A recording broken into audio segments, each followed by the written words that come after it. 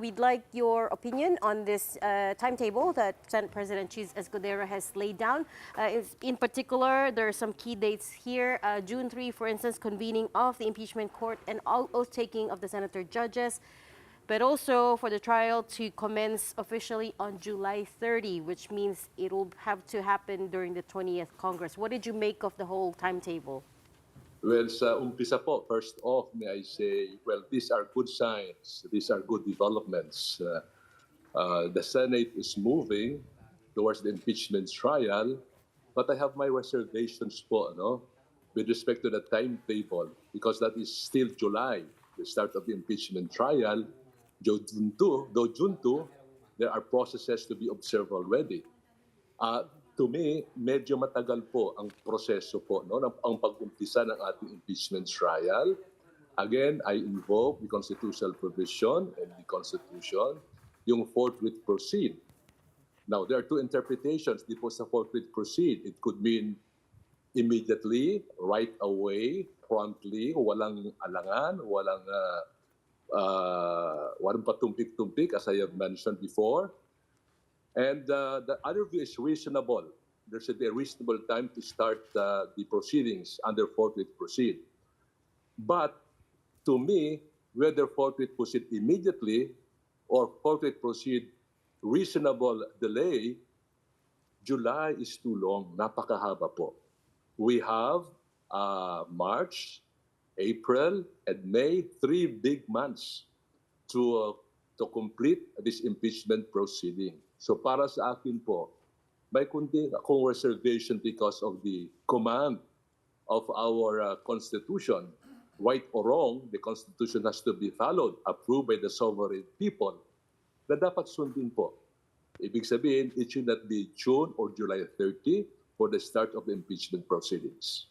In short, Attorney, this is no longer a reasonable delay, yung July 30 start. Yeah, to me, this is an unreasonable delay. Sobra-sobra na po. 3 big months are big months, and that would mean, well, substantial delay of the proceedings. Okay, well, we do know, of course, Attorney Sarmiento, that other people or other law experts and other legal luminaries take an opposite view, not exactly an opposite view, but like you said, a reasonable delay.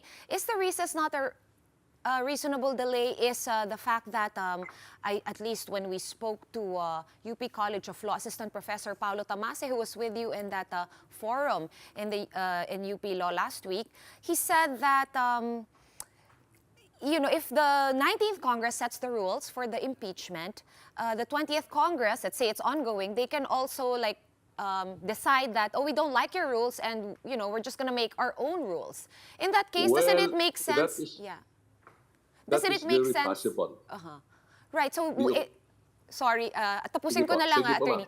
In that case, kung hindi ba mas okay na lang na pag na-swear-in na after the first SONA in July, yung 20th Congress, para sila na lang talaga magsimula at para wala ng gulo, hindi na pabalik-balik, and hindi na tayo malagay sa isang legal quandary? To me, if you ask me about whether or not the 20th Congress will continue after the initial proceedings with senators, my opinion is that, yes, it is a continuing. If they start now, let's say we start this coming March, with the advent of the 20th Congress, the proceedings will continue. So what has been started and will continue until the completion of the impeachment proceedings. To me, the senators, judges, cannot make an option. Well, we'll see kung kami ay payag po sa prosesong ito, change the rules or not. Because it has been approved by the 19th Congress, and therefore, the process should continue. Otherwise, when you are correct, there will be legal quandaries and quagmires that we will enter into. Attorney, we've asked Senate President Escudero about this repeatedly, and every time he said he's being careful because he does not want to get challenged legally by any side. Also, in this timetable, he said the defense would have ample time to prepare, and it would not tolerate any dilatory motion or pleading. 2 questions here. Can you react to Senate President Escudero saying that he wants to be careful so as not to be challenged? And secondly, what does dilatory motion or pleading mean? I think the legal challenge referred to by Senate President Chiz is the issue will be elevated to the Supreme Court. I think that is his concern, the legal challenges that might delay the proceeding. But the moment the impeachment court has been constituted and has started, that is now the sole power of the Senate. It is hands-off policy for the Supreme Court. In this case, the superior body is no longer the Supreme Court, but it is the Senate. That's why in the Constitution it says sole power to try and decide. It is a class by itself. No more intervention, interference, no more legal challenges that can be elevated to the Supreme Court. I'm curious also, Atty, because former Senate President Drilon raised this question during that forum in the UP College of Law. So if hindi po sundin ng Senate o ng Senado ang Supreme Court, wala po bang, hindi po ba sila madideclare in contempt? Wala naman pong implications yon. May isang decision po ang US Supreme Court po dyan, no? Yung tungkol po sa meaning of sole power. And the Supreme Court has ruled that by the use of sole power, that cannot be questioned by the Supreme Court. The moment the trial starts, tuloy-tuloy na po. The legal challenges will be more academic. The Supreme Court will say, we are now, in this case, there is no co-equal branches of government. More superior, when the trial proceeds, is the Senate over and above the Supreme Court. That's why it is a class by itself. We call it in law sui generis. So wala pong pakialam sa Korte Suprema po dito. So that's why you're in favor, no, Attorney Sarmiento, of starting it ASAP or forthwith as per the dictionary definition. Because kung magyayari yun nga, magiging nasa Senate na talaga yung power and therefore yung legal challenges will be less of a concern. At the same time, no, pag nasimula na nung 19th Congress, papalit na lang talaga yung senator judges, yung latter half or half of them, yung 12 na ma-elect. And hindi na rin nila pwede baguhin yung rules. Hindi sila pwede magsabi na, ay, hindi naman kaming gumawa ng rules. Kasi ano na ongoing na. Is that correct? Well, that is a possibility, no? That the new judges or senator judges will question. There's always that possibility. There are possibilities that can be raised to delay the proceedings. But the Senate is a continuing body, as held in one Supreme Court decision in Pimentel versus Joint Canvassing Committee of Congress. It is a continuing body. So ibig sabihin po, kung ano na umpisahan na adapt ng 19th Congress should be adopted by the 20th Congress. Sorry, Attorney, let me just circle back to my second part of my question earlier na hindi po nasagot. When Senate President Escudero says they are giving the defense ample time to prepare and they will not tolerate any dilatory motion or pleading, does that mean when the trial commences, hindi na po pwede mag-petition yung other side, yung side po ni Well, Vice you President? can make motions, no? Motions, pwede po yan. Because it's like a court proceeding, though very unique and unusual, no? You can make motions and that has to be decided by the presiding officer. So, ibig sabihin, pwede po, you can make motions.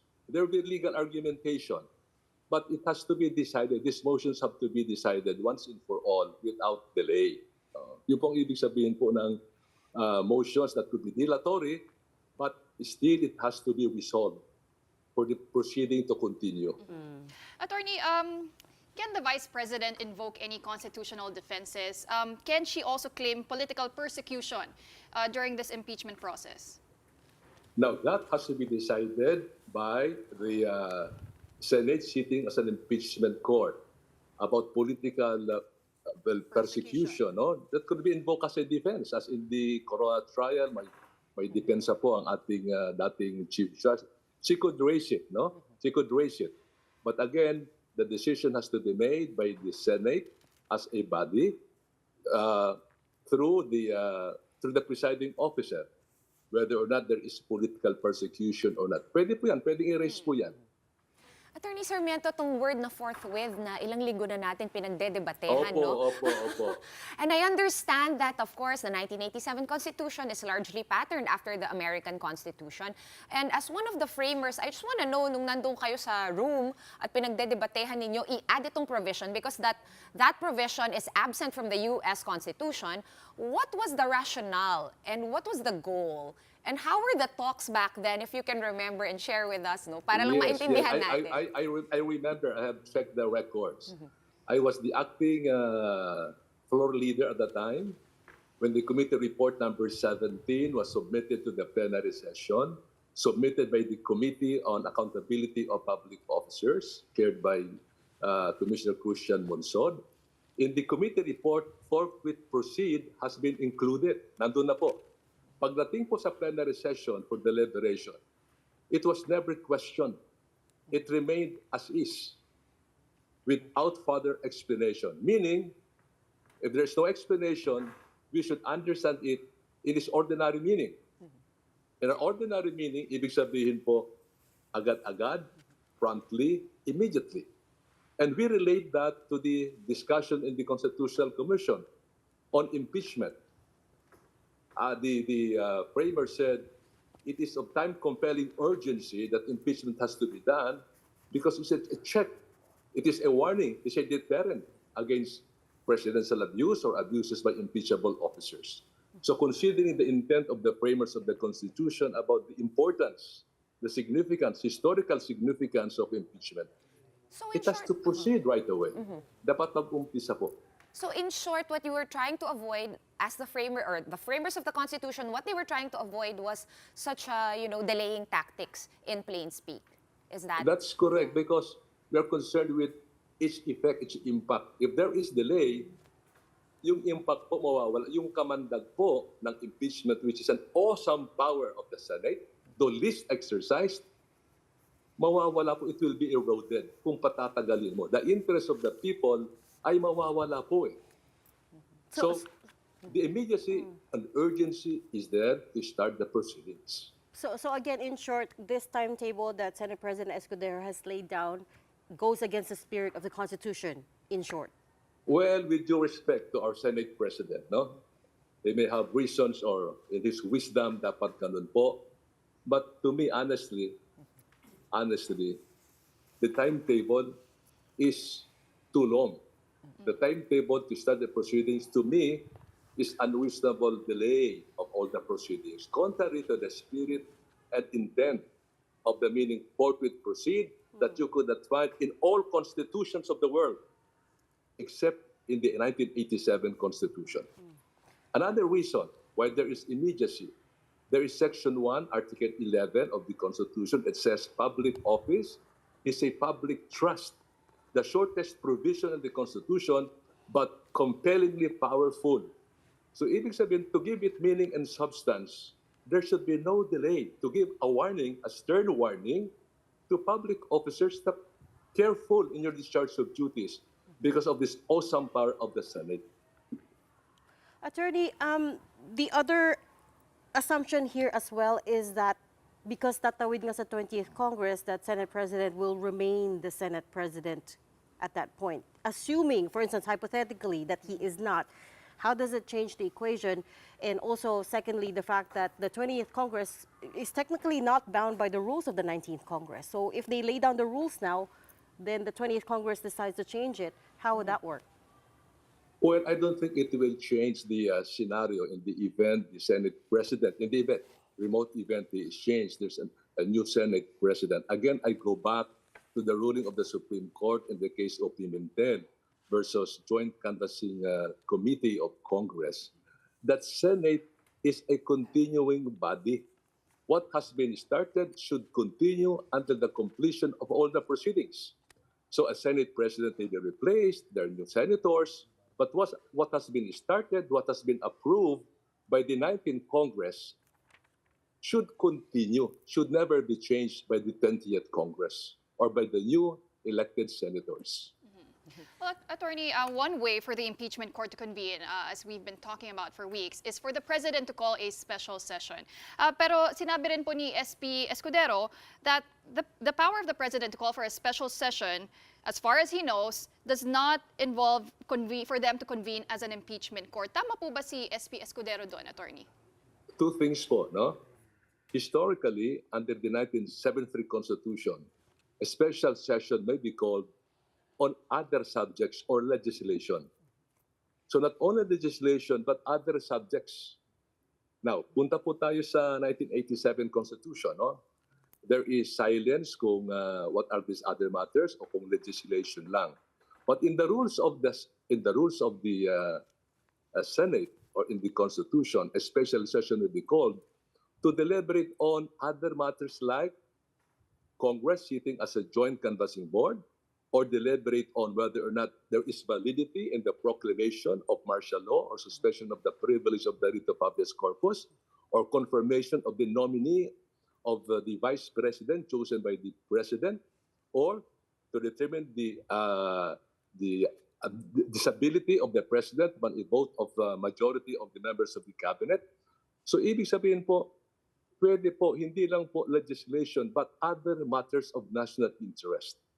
But because, attorney, the rules are pretty specific, right? Like yung parang declaring war against martial law, yung very, very specific. It also was not specific enough to say na impeachment is one of the things that in fact, that can warrant a calling of a special session. So, part rin ng letter ni Senate President Escudero, no, yung position daw niya ay yung imprimatur from the body is required before Senate can convene for non-legislative purpose. So that's what he says is his position, and he makes it clear naman na personal niya na opinion yun. Well, I respect what's your the take? opinion. Yeah. Well, I respect the opinion of our Senate President being he's a good lawyer, si Senate President po natin. But to me, when it sits as an impeachment court or even in a caucus, when you say other matters, it's all inclusive. To include Senate sitting as an impeachment court, considering the urgency of this proceeding, considering the awesome responsibility of the Senate as an august body, considering the provisions of the Constitution, it says public office is a public trust. So therefore, it should be given priority, again, in the light of the forthwith proceed that is mentioned in the Constitution. Attorney, can I also have you weigh in on the petitions that are sitting with the Supreme Court right now? The group that's led by Attorney Israelito Torion, who himself is a constitutional professor, says that the impeachment complaint is defective because on two grounds. Number one, it did not follow a constitutionally prescribed verification process. And number two, it did not consider the three previously filed impeachment complaints. Hindi daw finorward sa Committee on Justice as they should have done. Can I have you weigh in on that, please? Very good question po. Number one, there are three processes of filing an impeachment complaint. Number one is through a verified complaint filed by an ordinary citizen. Isa po yun. Pangalawa, endorsed by a congressman. Number two, through a verified complaint filed by a congressman himself. Number three is verified complaint or resolution passed by one-third of the House of Representatives. Ang ginawa po ng ating Kamara de Representante is the third procedure, one-third of the House of Representatives. Verified complaint or resolution. It did not say verified resolution, but resolution of one-third of the members of the House of Representatives. So kung ang final ay resolution containing the articles of impeachment, to me, my humble opinion is that it was a valid process. Okay, but attorney, it also there's the matter of the three complaints that were endorsed by different congressmen, Yes. right? So itong tatlong complaint kasi parang walang nagyari sa kanila. They were never referred. So in my thinking, parang the rule is that kung may complaint, it should have been calendar, di ba? Referred to the Committee on Justice after 10 working days. Hindi nasunod yon. Is that in itself a violation? I think that's a very good observation po, ano? Very good observation. All these three complaints, if not referred to the Committee on Justice, as good as not initiated, walang na-file pong impeachment complaints. In this case, wala pong three impeachment complaints that were filed with the Committee on Justice of the House of Representatives. So ibig sabihin, hindi po na-initiate, hindi po na-umpisahan. So there is no violation if a resolution was filed, approved by the one-third of the House, and considered as the articles of incorporation. But, We you know, spoke if... to Attorney Torion Yun nga eh. extensively about it, and he was absolutely convinced that the 3 prior complaints broke the 1-year prohibition rule of, impeaching an official only once per year.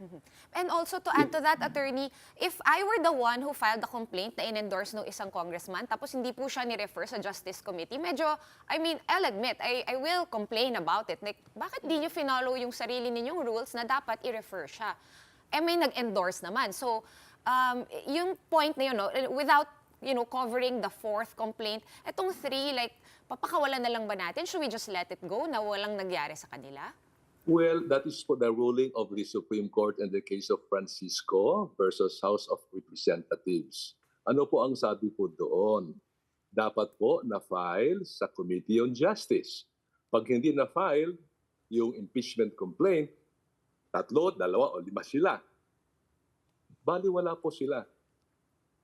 The start of the engine will be the filing of the complaint through its referral to the Committee on Justice.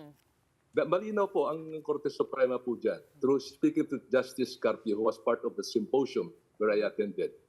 Kung yung 3 po remained in the back burner and were never filed with the Committee on Justice, wala po sila. Non-existent po sila. Insofar as the complaint, a correct complaint is filed consistent with the Constitution. In short, in your opinion, the 2 petitions that are filed with the Supreme Court right now challenging the constitutionality of the impeachment complaint are weak. Tama po ba? Is that fair to say? I think you have, sinabi niyo na po. So, I think yan po ang sagot ko po sa tanong. Again, relying on the ruling of the Supreme Court in Francisco versus House of Representatives. So we do have a precedent with, at least for that particular matter. Yeah, that's correct. This is about the impeachment complaint filed against our revered Chief Justice of the Supreme Court, Hilario Davide. No? May na-initiate na complaint. Within a year, nag-file na naman. Okay? But in that case, the first complaint was not filed with the Committee on Justice. Let me see. Basta ang sabi po doon, no, to the best of my recollection, you cannot file 2 complaints with the Committee on Justice within a year, and that is prohibited. Okay, Attorney, another scenario here is what if the accused, in this case the Vice President, resigns po before conviction? The provision is very clear, no? The penalty involves removal and disqualification, perpetual disqualification to hold public office. Ito po ay kinuha natin sa Constitution of the U.S. Removal and disqualification to hold office of trust, honor, or gain. Yan po ang more or less lingwahe ng U.S. Constitution. In other words, if you resign, okay, making moot and academic the removal, but the perpetual disqualification should continue, meaning you resign, but the trial should proceed. And what if that wasn't followed, such as in the case of former President Era Estrada, and he was able to run? Again, it was the Senate, I think, it's their prerogative whether or not, and I think this came out in the UP Symposium as well, na largely, it's also the Senate who gets to decide whether or not itutuloy nila yung trial kung nag-resign na yung impeachable official or yung impeached official. Is it also really true that the Senate gets to decide? You are correct, because the Constitution provides it has the sole power to try and decide. So beyond the jurisdiction, beyond the intervention of the Supreme Court. So if they decide na pwede na yan, no? So let it be. Talagang ganun po eh. But if we follow the rules in the Constitution, it says removal and perpetual disqualification. So we leave it to the conscience of the senators to take into account this other penalty, which is perpetual disqualification to hold public office.